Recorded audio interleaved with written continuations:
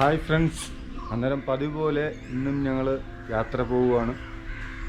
അന്നേരം വീണ്ടും നമുക്ക് റൂട്ടിൽ കാണാം. അങ്ങനെ ഫ്രണ്ട്സ്, ഞങ്ങൾ പതിവ് പോലെ വീണ്ടും ഞങ്ങളുടെ വീട്ടിൽ നിന്ന് ഇറങ്ങി ഏകദേശം മുഹമ്മ എത്തിയിട്ടുണ്ട്. മുഹമ്മയിലെ പെട്രോൾ പമ്പിൽ കയറി പെട്രോൾ അടിച്ചു കേട്ടോ. ഇതിന് ശേഷം നേരെ പോകുന്നത് എങ്ങോട്ടാണെന്നല്ലേ, നമ്മൾ കുമരകത്ത് പോകട്ടോ. എന്തിനാന്നല്ലേ, അവിടുത്തെ പക്ഷി സങ്കേതം അത് നിങ്ങൾ കേട്ടിട്ടുണ്ടോ? അത് കാണാൻ വേണ്ടി പോവാണ്. ഞങ്ങൾ മുമ്പ് ഒരു പ്രാവശ്യം പോയത് കണ്ടിട്ടുള്ളതാണ്. നിങ്ങളെയും കൂടെ കാണിക്കാമെന്ന് വിചാരിച്ചാണ് അടുത്ത നമ്മുടെ പുതിയൊരു സ്ഥലത്തേക്ക് യാത്ര തുടരുന്നത്. അങ്ങനെ ഇപ്പം കുറച്ച് ദൂരം പിന്നിട്ട് മുഹമ്മയൊക്കെ കഴിഞ്ഞ് ഇനി നേരെ ആര്യക്കര എന്ന് പറഞ്ഞ സ്ഥലത്തോടാണ് പോയിക്കൊണ്ടിരിക്കുന്നത് കേട്ടോ. ആര്യക്കര കഴിഞ്ഞ്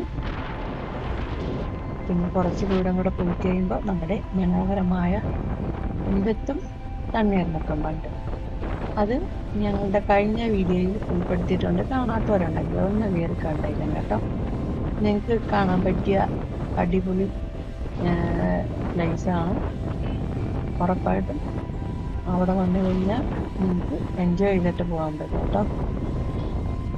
ഇനി അവിടം വരെ എത്താൻ വേണ്ടി കുറച്ച് സമയം കൂടെ ഉണ്ട്. അങ്ങോട്ട് പോകുമ്പോഴുള്ള മനോഹരമായ കാഴ്ചകളാണ് നിങ്ങൾ ഈ കാണുന്നത് കേട്ടോ. എന്ത് രസമാണെന്ന് എനിക്ക്. ഇതാണ് നമ്മുടെ തണ്ണീർമുക്കം ബണ്ടിലേക്ക് പോകുന്ന റോഡ്. ഇങ്ങോട്ട് റൈറ്റും ലെഫ്റ്റും ഒക്കെ റോഡുണ്ട്. തണ്ണീർമുക്കം ബണ്ടിൻ്റെ അടുത്ത് റൈറ്റ് കയറി നേരെ ബണ്ട് കയറുവാണ്. എന്താ പറഞ്ഞത്, സൂപ്പർ വ്യൂ. ഇതിനെപ്പറ്റിയൊക്കെ കുറേയൊക്കെ പറഞ്ഞു കേട്ടാ. ആ വീഡിയോ കാണാത്തവർക്ക് വേണ്ടിയാണ് വീണ്ടും വീണ്ടും പറയുന്നത്.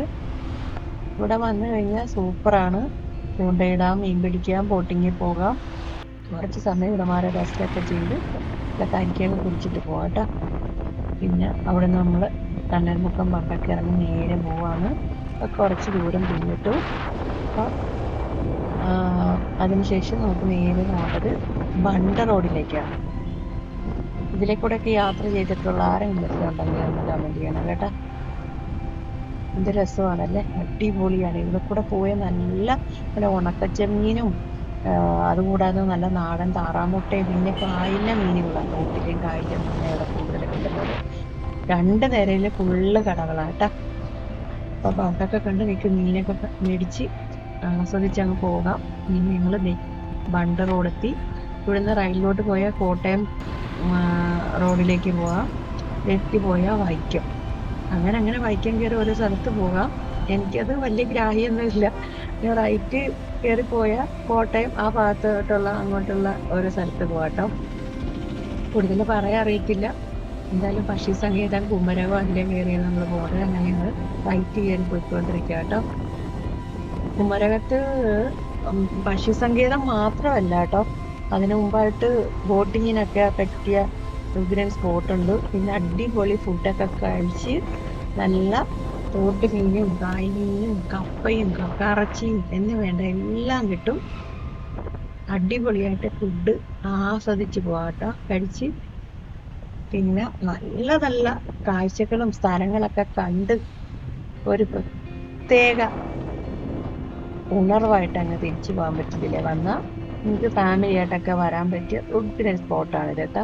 നമ്മൾ ആലപ്പുഴ ചങ്ങനാശ്ശേരി റോഡിൽ പോകുമ്പോഴും ഇതുപോലെ തന്നെ കോട്ടയം റോഡിൽ പോകുമ്പോഴും അടിപൊളി ഫുഡ് കിട്ടും. പിന്നെ കുറെ കാണാനും മാത്രമുണ്ട്. ഓരോ സ്ഥലത്തിനും ഓരോ പ്രത്യേകതകളാണല്ലോ.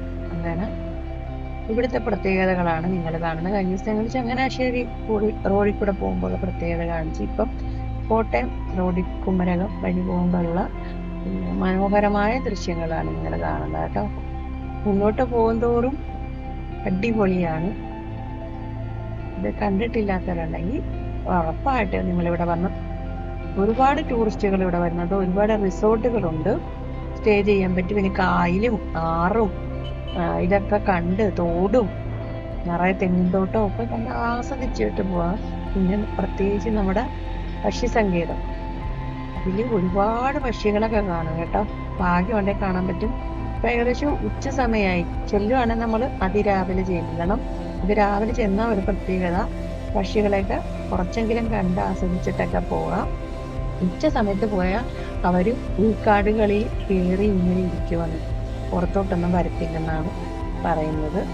പക്ഷെ ഇപ്പം ചിലപ്പോൾ നമുക്ക് കാണാൻ പറ്റും എന്നുള്ള ഒരു പ്രതീക്ഷയിൽ പോകട്ടെ. പിന്നെ കുറച്ചും കൂടെ മുന്നോട്ട് പോയാൽ ഇല്ലിക്കൽ എന്ന് പറഞ്ഞൊരു സ്ഥലമുണ്ട്. അതായത് നമ്മളെ കുമരകം കഴിഞ്ഞ് 10-12 കിലോമീറ്റർ ഉണ്ട് കേട്ടോ.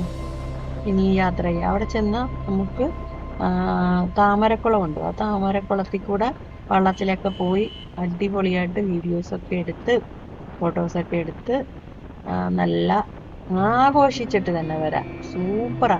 പോവാണ് അതിരാവിലെ ഒരു 8 മണിയൊക്കെ കഴിയുമ്പോൾ പോകണം. കാരണം ഈ താമരയൊക്കെ വീഴുന്ന രാത്രിയാണ്. അത് 8 മണിയൊക്കെ ആകുമ്പം വിരിഞ്ഞ പോലെ നിൽക്കുക. അത് കഴിയുന്തോറും അത് കൂടിപ്പോവും. പോകുന്നവർ പ്രത്യേകം ശ്രദ്ധിക്കുക. അപ്പം ഇവിടെ കാണാൻ പറ്റിയത് ഇതൊക്കെയാണ് കേട്ടോ. പിന്നെ അവിടെ ഇവിടെയൊക്കെ ഓരോ മ്യൂസിയം ഒക്കെ ഉണ്ട്. അപ്പം അതിനെപ്പറ്റി തിരക്കിയിട്ട് അങ്ങനെ മ്യൂസിയത്തിന്റെ പേര് മാത്രമേ ഉള്ളൂ, വലിയ ഗുണമൊന്നും ഇല്ലെന്നാണ് കേട്ടത്. പക്ഷെ ഏറ്റവും കൂടുതൽ ഫോറിനേഴ്സ് ഇവിടെ വരുന്നുണ്ട്. കൂടുതൽ ഈ കുമരകം ബോട്ടിൽ കയറാനും ഇവിടുത്തെ സ്ഥലങ്ങൾ കാണാനും പക്ഷി സങ്കേതം കാണാനാണ് ഏറ്റവും കൂടുതൽ ആൾ വരുന്നത്. പിന്നെ സ്റ്റേ ചെയ്യാൻ പറ്റിയ സൂപ്പർ റിസോർട്ടും അടിപൊളി ഫുഡൊക്കെ ഉണ്ട് ഇവിടെ. അതാണ് ഇവിടുത്തെ പ്രത്യേകത കേട്ടോ. പിന്നെ അതേ കണ്ടില്ല, നിങ്ങൾ തന്നെ നോക്കി. ചങ്ങനാശ്ശേരി ഭാഗത്തോട്ട് പോകുമ്പോൾ, ആലപ്പുഴ ചങ്ങനാശ്ശേരി ഭാഗത്ത് പോകുമ്പോൾ വേറൊരു കാഴ്ചയാണ്. കോട്ടയം ഭാഗത്ത് കുമരകം വരുമ്പോൾ മറ്റൊരു കാഴ്ചയാണ്. ഓരോ സ്ഥലത്തിൻ്റെയും പ്രത്യേകതയാണ് നിങ്ങൾ കാണുന്നത് കേട്ടോ. അതാണ് ഉറപ്പായിട്ടും എല്ലാ സ്ഥലങ്ങളിലും ഇതുപോലെ യാത്ര ചെയ്യണമെന്ന് പറയുന്നത്. അപ്പം നമ്മൾ കുറേ ദൂരം ഇങ്ങോട്ട് പിന്നിട്ടിരിക്കുവാണ്. ഈ റോഡാണ് കോട്ടയം പോകുന്നത്. കോട്ടയം മെഡിക്കൽ കോളേജിലേക്ക് കേട്ടോ, ആർപ്പുക്കര പടംവരെ നമുക്ക് പോകണ്ട. പിന്നെ കുമരകം കഴിഞ്ഞിട്ടാണ്, ഒരുപാട് കഴിഞ്ഞിട്ട് അതിൻ്റെ അടുത്ത് തന്നെ ആയിട്ടാണ് ഈ പക്ഷി സങ്കേതം തന്നെ കേട്ടോ. കുമരകത്ത് തന്നെയാണോ അതിനെ പറയാം. ഈ പക്ഷി സങ്കേതത്തിൽ വന്നിട്ടുള്ള ആരെങ്കിലുമൊക്കെ ഉണ്ടെങ്കിൽ ഒന്ന് കമന്റ് ചെയ്യണം. എങ്ങനെയുണ്ട്, നിങ്ങൾക്ക് ഇഷ്ടപ്പെട്ടോ, പക്ഷികളെ കണ്ടോ? ഏറ്റവും കൂടുതൽ വരുന്നത് ഈ കമിതാക്കളാണ് അവിടെ. അവർക്ക് പ്രത്യേകിച്ച് ഇതിലെ കൂടെ നടക്കാനും സേഫായിട്ട് നടക്കാൻ പറ്റിയ ഒരു സ്ഥലമാണ്. പേടിക്കണ്ടാരും. അതാണ് ഒരു പ്രത്യേകത.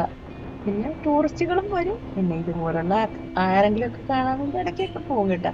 പിന്നെ സീസൺ ടൈമുണ്ട്. സീസൺ ടൈമിൽ അങ്ങനെ ഇന്നവരെന്നില്ല, എല്ലാവരും വരുന്നൊരു സമയം. അപ്പം അന്യായ തിരക്കായിരിക്കും. പക്ഷെ പോവാണ് അതിരാവിലെ പോകണമെന്ന്. എന്തെങ്കിലുമൊക്കെ പക്ഷികളെ കണ്ടു കഴിഞ്ഞാൽ നിങ്ങളെയും കൂടെ കാണിക്കാമെന്നുള്ള പ്രതീക്ഷയിലാണ് പോകുന്നത് കേട്ടോ. കാരണം ഒരുപാട് ദൂരം അതിൻ്റെ അകത്തുനിന്ന് നടക്കണം. ഏകദേശം 2 കിലോമീറ്ററോളം നടക്കണം. ഉള്ളിൽ തന്നെ കാട്ടിക്കൂടെ തന്നെ ഒരു വരുവാകും. നമ്മൾ നഷ്ടപ്പെടുന്നതിന് കുഴപ്പമില്ല. നമ്മൾ ആഗ്രഹിച്ച കാര്യം കണ്ടു കഴിഞ്ഞാൽ അതൊന്നും ഒരു പ്രശ്നമില്ല കേട്ടോ. പിന്നെ കുറച്ച് കാര്യങ്ങൾ കൂടെ അവർ ചെയ്യാനുണ്ടായിരുന്നു. അതിൻ്റെ ഉള്ളിൽ വെള്ളത്തിൻ്റെ ഒരു സജ്ജീകരണം. കുറച്ച് ദൂരം നടന്നു കഴിഞ്ഞാൽ നമുക്ക് എവിടെയെങ്കിലും മിനറൽ വാട്ടറൊക്കെ എടുത്ത് കുടിക്കാനുള്ള ഒരു സജ്ജീകരണം. പിന്നെ പ്രായമുള്ളവരൊക്കെ വരുമ്പോൾ അവർക്ക് ബുദ്ധിമുട്ട്, കാരണം ഒരുപാടുണ്ട് നടക്കാൻ, കുഴഞ്ഞു പോകും. പിന്നെ പകുതി കട വെച്ച് അങ്ങോട്ടും പോകാൻ വയ്യ, ഇങ്ങോട്ടും പോകാൻ വയ്യാത്തൊരവസ്ഥയാണ്. പിന്നെ ഇടയ്ക്കെങ്കിലും ഇരിക്കാൻ ചെയറൊക്കെ ഇട്ടിരുന്നെങ്കിൽ ഒന്നും കൂടെ നല്ലത്. പിന്നെ പ്രത്യേകം സൂക്ഷിക്കേണ്ട ഒരു സാധനം കൂടെ ഉണ്ട് അവിടെ. അതിനെ കാണുമ്പോൾ മിക്കവരും ബോധം കെട്ട് വീഴുന്നതെന്ന് പറയും. ആ സാധനം എന്തുവാണെന്ന് നിങ്ങൾക്ക് അടുത്ത വീഡിയോയിൽ കാണാം കേട്ടോ. അപ്പം ഇത് ഫുള്ളിട്ട് കഴിഞ്ഞാൽ വലിയ ലോങ് വീഡിയോയായി പോകും.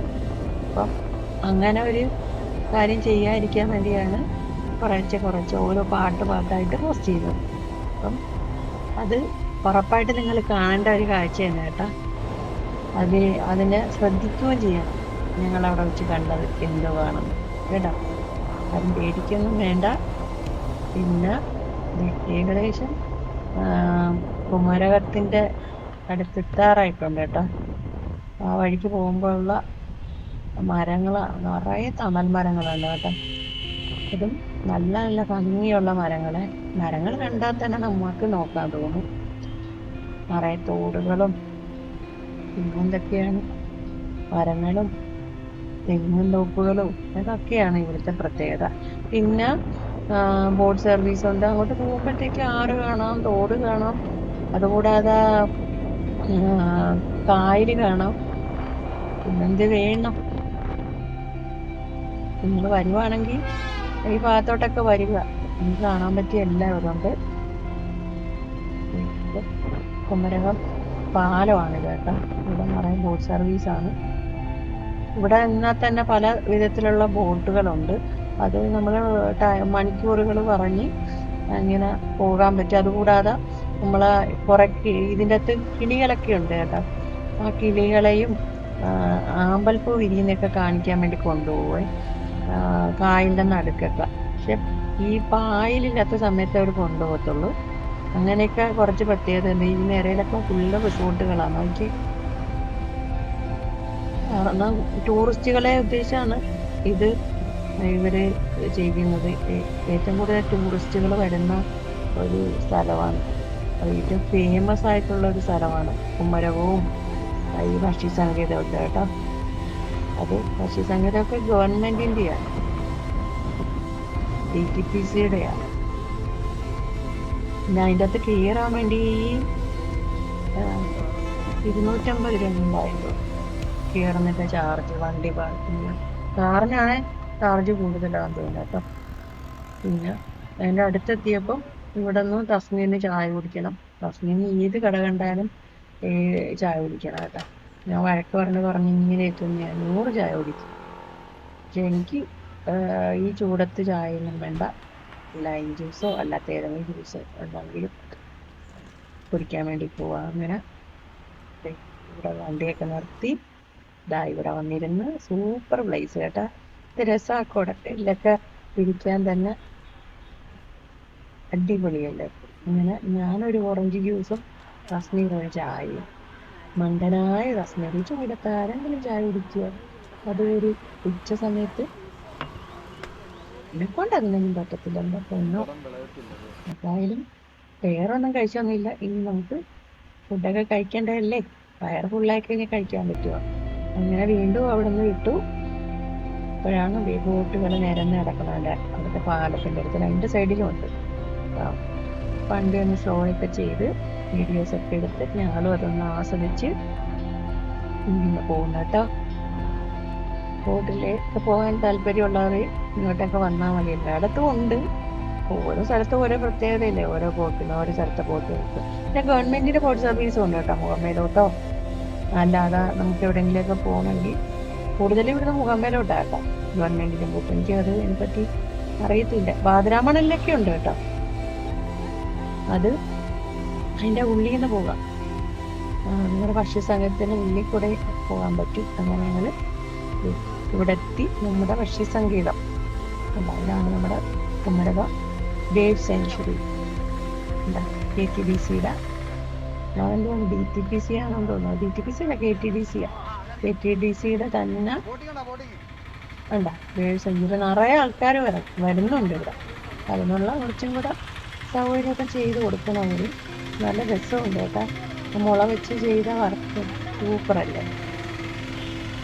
ഇങ്ങനെ കുറച്ച് നേരം വണ്ടിയൊക്കെ നിർത്തി നേരെ ഇതിൻ്റെ ഉള്ളിൽ കയറാൻ പോവാണേ. ക്ലാസ്സൊക്കെ എടുക്കുന്ന ഉള്ളിൽ നിന്നാണ്. എന്തായാലും ഞങ്ങൾ ഇതിൻ്റെ ഉള്ളിൽ കയറുന്നത് 2 കിലോമീറ്റർ നടക്കുന്നതും അവിടുത്തെ കാഴ്ചകളും അവിടെ ഞങ്ങൾ എന്തൊക്കെ കണ്ടെന്നും പക്ഷികളെ കണ്ട കാര്യവും അതുകൂടാതെ പിന്നെ ഏതൊക്കെ ജീവിയെ കണ്ടെന്നും ഒക്കെ നിങ്ങൾക്ക് അടുത്ത വീഡിയോയിൽ കാണാൻ പറ്റും കേട്ടോ. ഇന്നത്തെ വീഡിയോ ഇത്ര മാത്രമേ ഉള്ളൂ. ഇതിൻ്റെ അകത്തോട്ട് കയറിയപ്പോൾ തന്നെ നല്ല രസമുണ്ട് കാണാനൊക്കെ കേട്ടോ. ഇവിടെ ഇതിൻ്റെ ഉള്ളിൽ തന്നെ ഒരു റിസോർട്ടുണ്ട്. നിങ്ങൾക്ക് അത് സൈറ്റ് വഴി ബുക്ക് ചെയ്യാൻ പറ്റും. 12,000 എബോവൊക്കെയാണ് അതിൻ്റെ ചാർജ് കേട്ടോ. ഒരുപാട് ടൂറിസ്റ്റുകളൊക്കെ കൂടുതൽ ഫോറിനേഴ്സിൻ്റെ അകത്ത് താമസിക്കുന്നുണ്ട്. ഞാൻ കണ്ട് കുറേ പേരെ. ഇതിൻ്റെ അകത്ത് തന്നെ ഒരു ആമ്പൽക്കുളം ഉണ്ട്. അതായത് ഇരിഞ്ഞിട്ടൊന്നുമില്ല കേട്ടോ, അത് ആമ്പൽക്കുളമാണ്.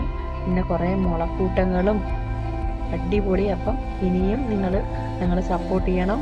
സബ്സ്ക്രൈബ് ചെയ്യാത്തവരൊന്ന് സബ്സ്ക്രൈബ് ചെയ്യണം, ലൈക്ക് ചെയ്യണം, കമൻറ്റ് ചെയ്യണം. അടുത്ത വീഡിയോ കാണുന്നവരെ ബൈ ബൈ.